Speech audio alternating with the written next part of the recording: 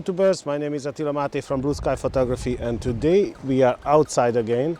It's winter time in Ireland and it's pretty chilly. Not very cold like in my home country, but it's still pretty chilly. And I came out to my favorite place for a sunset photo, and I will show you immediately this spectacular beach, which is in the southeast of Ireland, near Waterford, not too far away from Waterford. And I love this place. I simply love this place. Every time when I want to make a nice sunset or I just want to relax a little bit, I just come out here and spend a little bit of time here, take some shots and relax, because this place is really spectacular. So I will turn around the camera and I will show you where I came and why is this place so spectacular. And we try to make a panorama shot tonight, a sunset panorama. The sun is setting down in a minute, and well, not in a minute, in a few minutes, and I have to get myself ready for this shot, so let's do it. I will turn around the camera slowly, so you can see what I am talking about.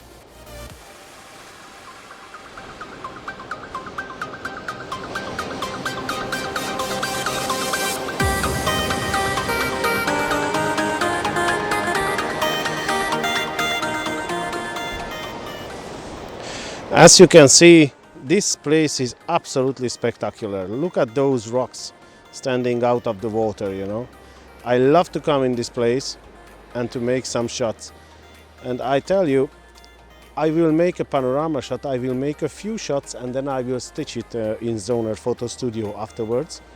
And I will try, I did in the past a few times, but not from this angle. And tonight I would like to try from a different angle.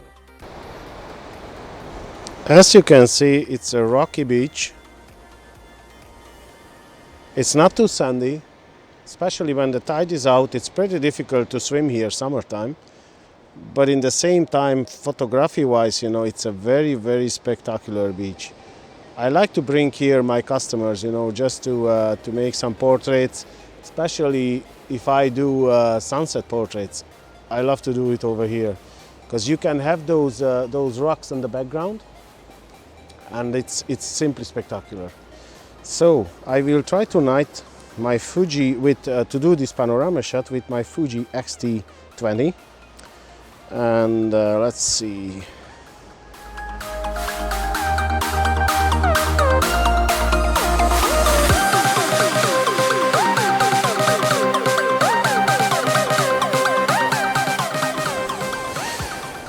I will put my camera in the front of the lens, so you see my settings over here.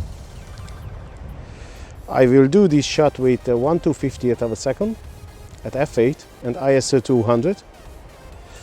I would like to keep the ISO as low as possible, and after that we will go down and I will go on the other angle and I will do a slow shutter speed shot where I want to get the water creamy, and smooth.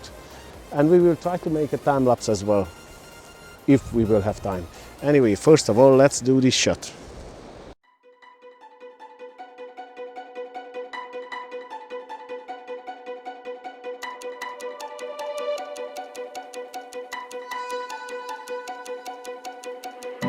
Yeah, we said we let it go, but we settled for the last. Couldn't let you want it though. Who am I to let you down? No, who am I to let you down? Usually when you take panorama shots, you have to do 2 or 3 or 4 shots, and you have to overlap all the time the shots, one on the other. So the example, if you take, I show you again. So if I take one shot from here, I start from here, I take one shot.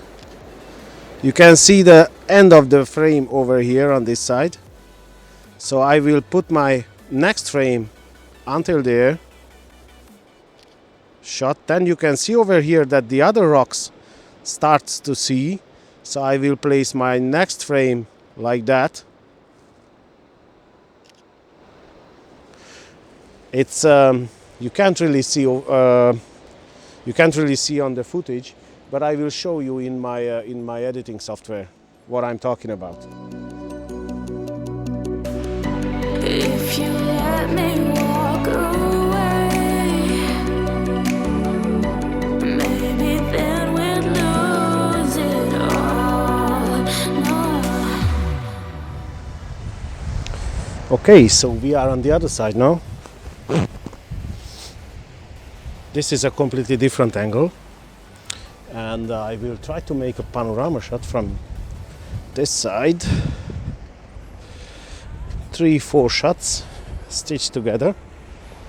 You can see over here why I say that this place is simply spectacular. Now let's just find a place where hopefully I won't fall and I can place my tripod. I don't want to drop my camera into the salty water because it's not helpful. It's not helpful at all. So there's water everywhere. Okay. Like you, be strong to hold the powers of the sun.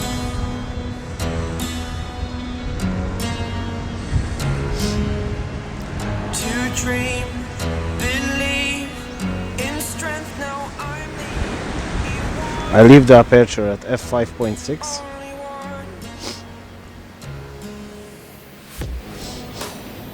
one. The sun already set down. Shutter speed will be at 1/180th of a second, ISO 200. And let's do this. First shot. Second shot. Third shot.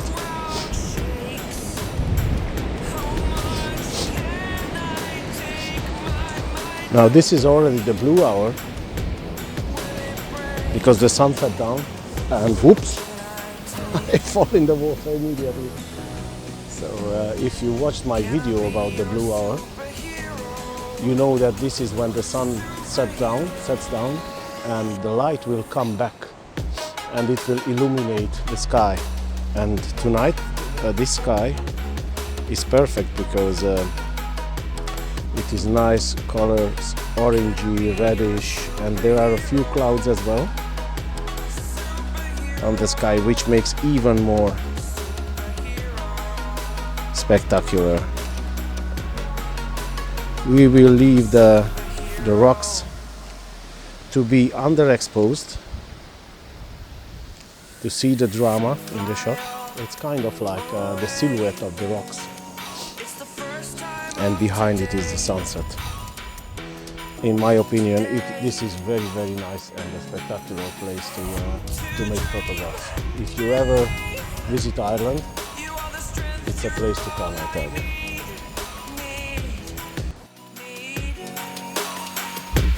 Oh, gonna give it a shot.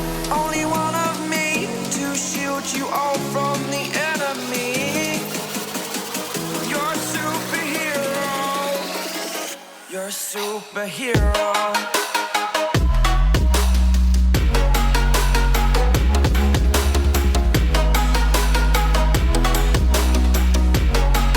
Can I be your superhero?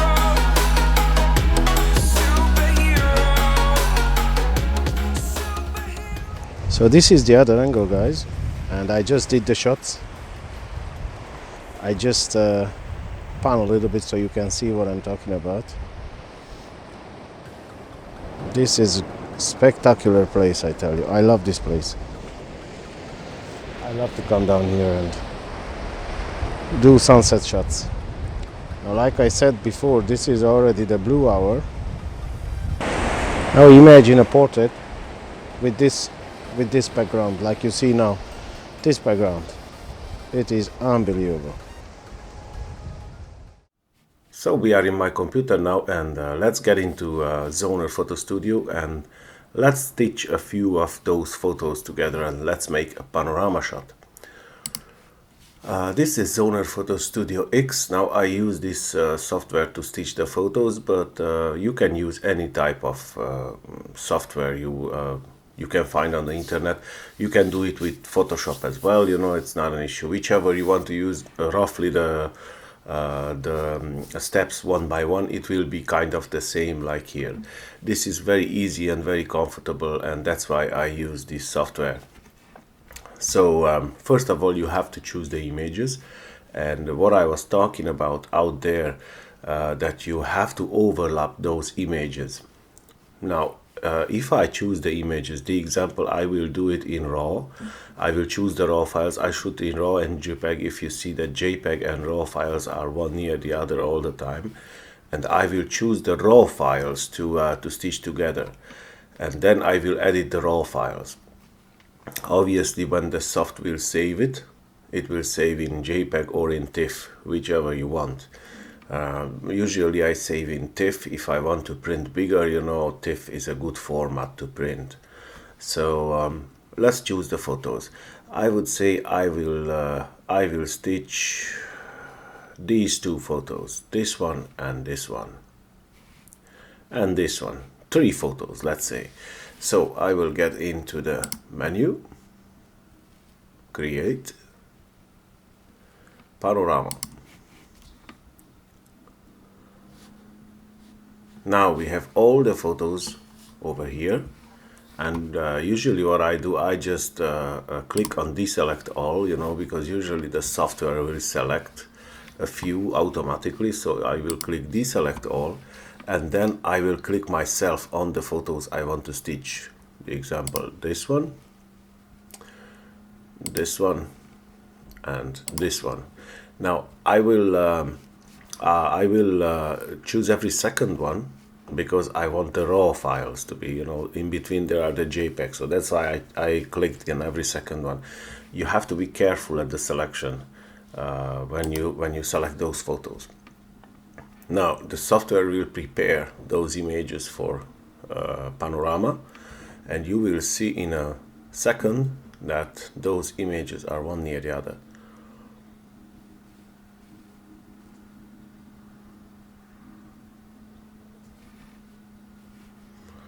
Oops, there's a problem. It says that the focal length of the photos is not the same. So I don't want to continue, because obviously if the focal length is not the same, the stitching will not be good. So I have to choose different photos then. That's why I told you have to be very, very careful, and probably this is the one. Which one is different, because you can see the exposure is a little bit of different than these two ones. So I will unselect this one and then just go next. Yeah, again, the exposure has to be really, really precise, and in both, or how many pictures you do, how many pictures you stitch, in all of them the exposure has to be exactly the same, because otherwise you will be able to see the exposure difference in the photo. Now there you go, you can see over here the 2 photos we will stitch together, and over here you can change. Now if you want to change the position of the photo, you can click it and drag on the other side, and you see the photo now changed. I drag back because that was the good position. This is the good position how the photo has to be. Now this will be a silhouette sunset, let's say, where the rocks coming out of the water, it will be only a silhouette, and you can see in the background the sunset, which is great, the colors. Now I click next and next again, and you see the software prepared the stitching and did it. Obviously it will be cropped, because this is how it looks when it's not cropped yet, it's just stitched together. Now over here you can change the stitching points, but most of the cases, I mean 99.9% of the cases, the points will be excellently stitched, and you don't need to adjust anything. Like you can see over here, there is no mistake at all. So I will do next, and the software will recommend the cropping.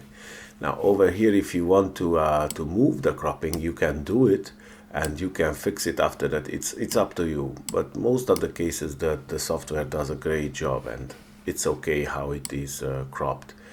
Now I might do like crop like that, because here this area is too big, and I just crop like that. Just that's okay, and then I click next again, and then creating panorama at full size. Now it creates the panorama at full size, and this will be a pretty big image. Yes, I forgot to tell you that the color that you can change over here if you want. Oh yeah, now you have two options over here to save the photo or to open in editor. Usually, because I do it from raw files, I will open in editor, and then I will do some basic editing, you know, on the photo. Now there you go. Here you have the panorama shot, and this is a pretty big shot, because usually the pixel size, you know, the megapixel of the photo, it will be doubled or tripled. It depends how much it's overlaid, and it depends how much do you crop out. Now this is kind of this is not too big, because it's, you can see over here that 6735 pixels by 2760 pixels. So that's not really I would say it's like 19 megapixels, something like that, this photo. This is not too big because I cropped out a lot, and it was overlaid a lot in the middle. You see over here down, I will show you the photos. Okay, so yeah, these are the photos. These are the photos. This one, oh sorry, 1 second. Yep, this one and this one, these two, but in backward, you know, this is at this side, and this photo is this side. But as you can see, the overlap is pretty big, because this photo starts here, and this photo starts, this one is in the middle, but this one is still almost in the middle, you know. So the overlap is pretty big in these two photos, because if you have bigger overlap, the stitching will be much better.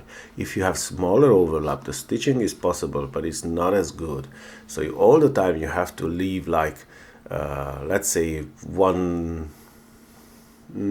I would say the 20% of the photo to overlap. That's what I would suggest, minimum 20%. And then it will be great. But as you can see over here, you don't see anything. Look, we zoom in and you don't see anything where the software stitched the two photos. It's great, it's just simply great. Okay, so let's see a little bit of editing. Now we are in the editor, and what I usually do, I will just give the quick edits. I will give a little bit of temperature, because I want to get this warm effect. A little bit of temperature, then I will give a little bit of saturation, a little bit of vibrance, and you can see the effect immediately on the photo. You can change the clarity. Usually what I do is, if it's a portrait, I will pull down the clarity. Sorry, if it's a landscape, I will pull up the clarity. Now in this case, because this is a silhouette only, I will pull down the clarity a little bit. I don't need that much of a clarity, and I will give apply. Oh yeah, the lights, I will open up a little bit the lights.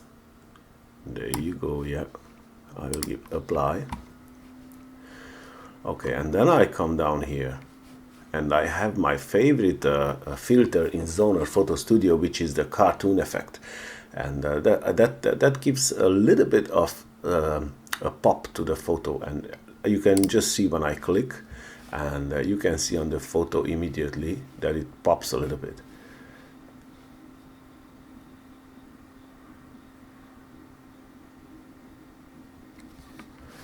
And you can obviously select over here the strength. You can select the thickness and the smoothness. This is just a little touch, you know, to the photo, and I like this filter very much. It's like it makes the photo like it's a kind of painted, or I'll show you in a second now. Yep, so the filter is applied now.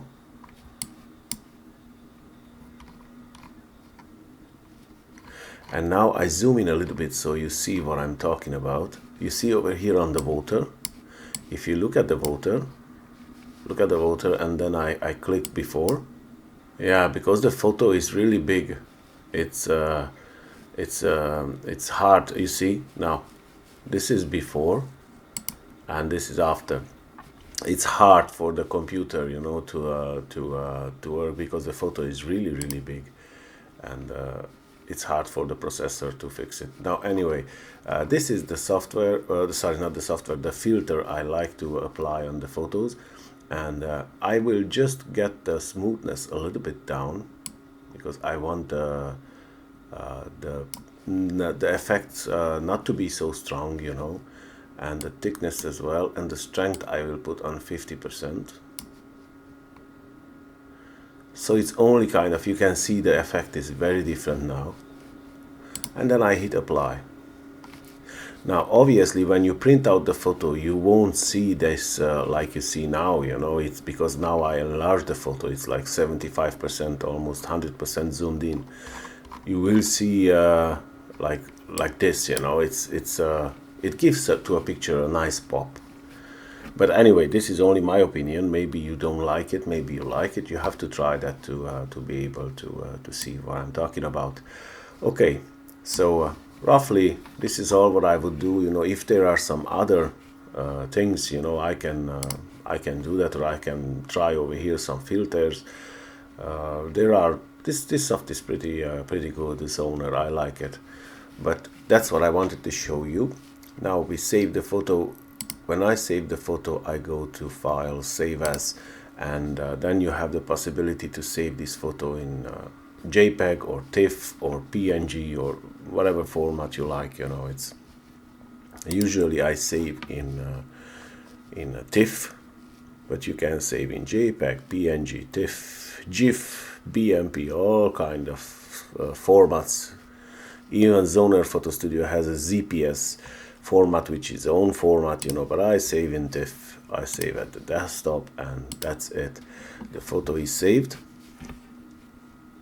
and that easy is to create a panorama in Zoner Photo Studio. Now, like I said, you can do with other photos. Other softwares. Yeah, and don't forget all the time to select TrueColor 48 bits. I always select 48 bits.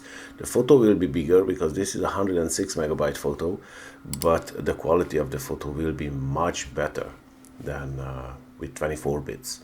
I always select 48 bits for Panorama, and also for my other pictures when I edit. You see over here the Panorama. This is the one. There you go. You can see now. This is the full-size panorama. It's a nice photo, and you can see over here in the sky. This is the little touch what that filter gives. You know, you see all these that cartoon filter gives. It kind of brings out the details a little bit, you know, but it's not detail. I don't know how to explain, but it's really nice touch. I like it. When you zoom in, you can see what I'm talking about. So, that's all from editing. Okay. I hope that this video was helpful to you guys. I hope that you liked it. I hope that you see the beauty in this place, and I will put on the screen the shots, the panorama shot, and also the separate shot, what I did. I will put on the screen, so you can see the full resolution shot. I hope that you like this video. If you like it, please like and subscribe and share my videos. And if you have any question, or if you want to add something, or if you want to tell me a tip or something, please feel free and leave a comment down below. And other than that, I wish you a nice day, and I'll see you in the next one. Take care, guys.